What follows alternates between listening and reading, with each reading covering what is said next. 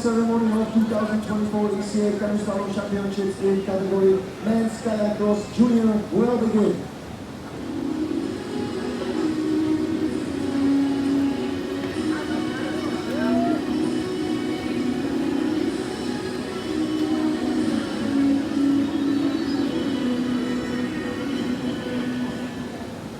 Medale wręczać będą Zbigniew Józef, prezes Krakowskiego Klubu Kajakowego i team leader Słowacji.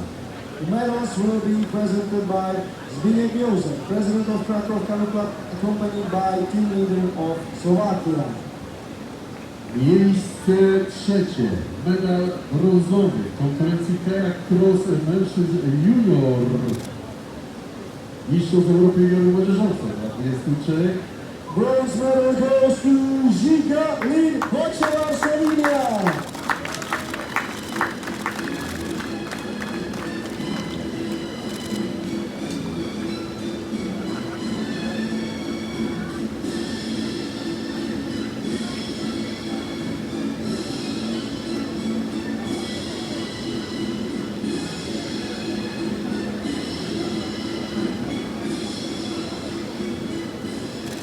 Miejsce drugie, medal srebrny, to wicemistrzostw Europy w konkurencji Kayak Cross mężczyzn junior, mistrzostw Europy junior młodzieżowców na 23.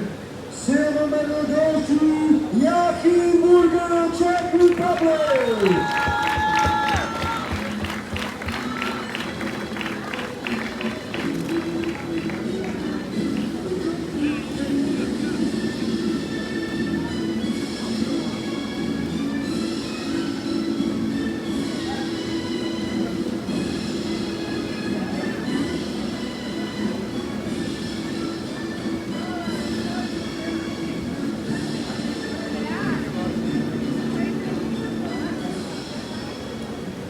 Miejsce pierwsze, medal złoty, tytuł mistrza Europy w konkurencji Kayak Cross mężczyzn junior, mistrzostw Europy junior i młodzieżowców na 23.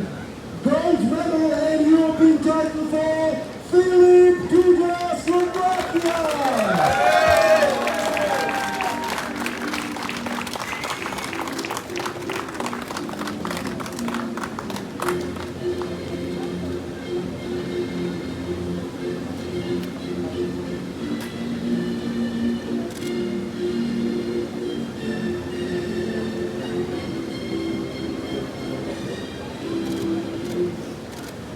Prosimy o wygranie hymnu